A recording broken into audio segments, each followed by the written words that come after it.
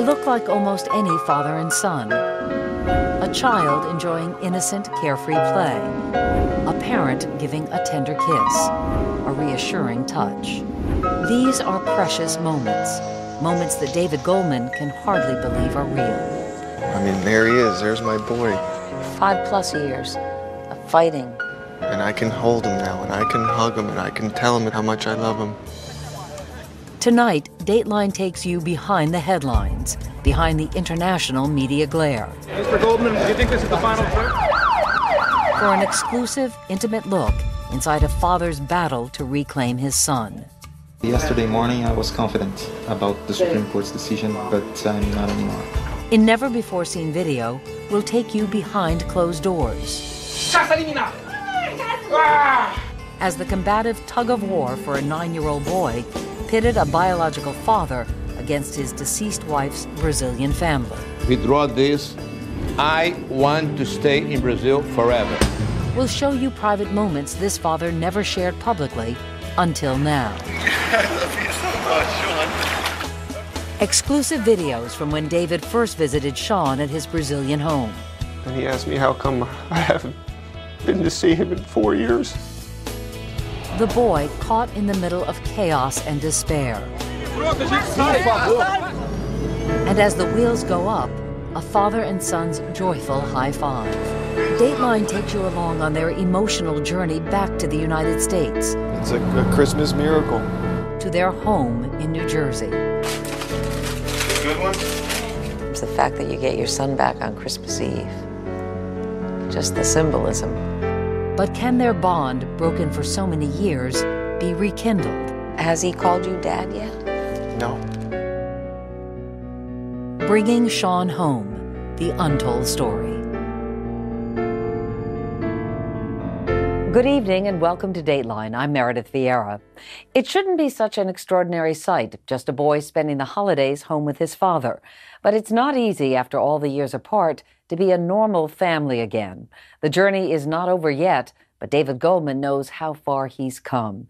Dateline has been by his side, traveling to Brazil and back as he battled for his son Sean, and we were there when he finally brought his boy home. It's a journey that began during another Christmas 10 years ago with a simple love story.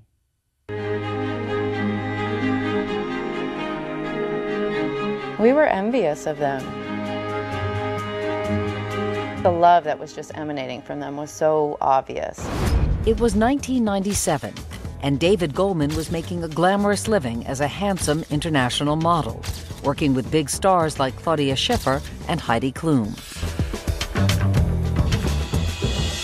He was in Milan when he met Bruna Bianchi, a 23-year-old fashion student from Rio de Janeiro, Brazil. She shined. She was a beautiful person inside and out, warm and friendly and just as easy and outgoing as he was. And that first time you saw her? She was smiling. Such a vibrant, nice, bubbly smile. We ended up, of course, having a pizza in Italy. What else would you do? David was smitten. The model and his girl from Ipanema had a Christmas wedding on December 17th, 1999, and settled into David's home state of New Jersey. Adding to their joy was that soon a baby was on the way. I love you guys. Thank you very much. And I feel like family. The glowing couple welcomed a little boy into the world. They named him Sean, and David was over the moon. What did you guys do together? What didn't we do together? David says he stopped traveling and worked more flexible hours so he could be at home with Sean. He became Mr. Mom. I would take him out for breakfast, take him on the boat. We did everything. Everything a father and son could do and then some. What are you gonna do? It all seemed so idyllic. There you are. A beautiful day in our piscina as we pan the camera through. He and Sean would go camping in the back. They were inseparable. They had a very, very special bond. Friends admired the picture-perfect family. All three of them were beautiful. It looked like a fairy tale. Until the day that changed David's life forever, June 16th, 2004. That was the day David drove Bruna, 4-year-old Sean, and Bruna's parents to the airport. Love, hugs, kisses. We did the thing, I love you, like we always did as they were walking through the big jetway. It was only supposed to be a 2-week vacation in Brazil. But when Bruna arrived in Rio, David got a devastating call. It was a voice from her that, if I didn't know it was her, I wouldn't even recognize it. Our marriage is over. Our love affair is over. I decided to stay in Brazil. So clear, she said this, so unemotional. Never gave you a reason, just that it was over. It was over. She wants to be back in her country. David demanded that Bruna return with Sean immediately, but she refused, and then issued her own set of demands. To sign away full custody of Sean to her, and to never press any criminal charges against her. And I'm like, what? When you hung up that phone, David, what did you do? I was shocked. I think I was like just dropped. He was so beside himself. He was so upset, and I could hardly understand him. Gene Quigley has been David's buddy since they were teenagers. When David told him the shocking news, Gene assured him that Bruna probably just needed to calm down. I just thought maybe she's just confused, or maybe she just needed some time and that she would be back. But David says Bruna kept calling, frantically pleading with him to fly to Brazil to sign over custody of Sean, and threatening that he better not report her to the police. He started recording her calls. If you're not gonna come here, the thing is gonna change. But you didn't go to Brazil.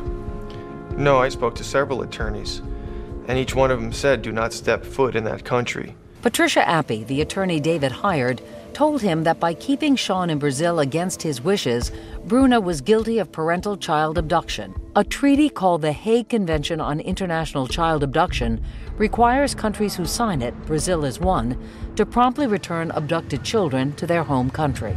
That meant Brazil should send Sean back to the U.S. within 6 weeks, and any custody battle would have to take place in a New Jersey court. But you believed at that point, I'm not going to go to Brazil, and within 6 weeks, Sean will be back here, and it'll be resolved here. Yes. On U.S. soil. Yes. Agonizing as it was, David waited, clinging to the occasional calls when Bruna allowed Sean to get on the phone. Hey, Sean. When you guys come back, I'm going to give you the biggest hug and kiss and pick you up and put you on my shoulders. And we're best friends forever. My heart beats for you. Oh, Dada. Yeah? I love you forever. I love you forever, buddy. We're best friends. Who's your best friend? You. But each day without Sean was harrowing. David's sister Leslie saw her brother go from a happy-go-lucky guy to a haunted man. He would say every second of every minute of every day, I'm heartbroken. And that's really how he was. David felt blindsided. What had happened to his blissful little family?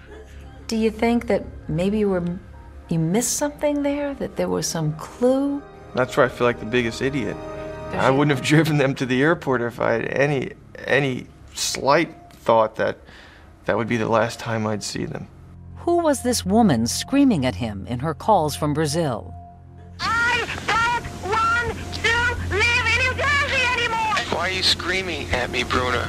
I don't want to. I'm sure. Understand it. No, she should have been an actress because she had us all fooled. And David's nightmare was just beginning. It was a man's voice telling me to prepare to die. Coming up, his wife gone, his son taken, his life threatened. Why? Was there something hidden, a secret that could possibly explain it? There are people who say there's got to be some skeleton in that closet. When Bringing Sean Home continues.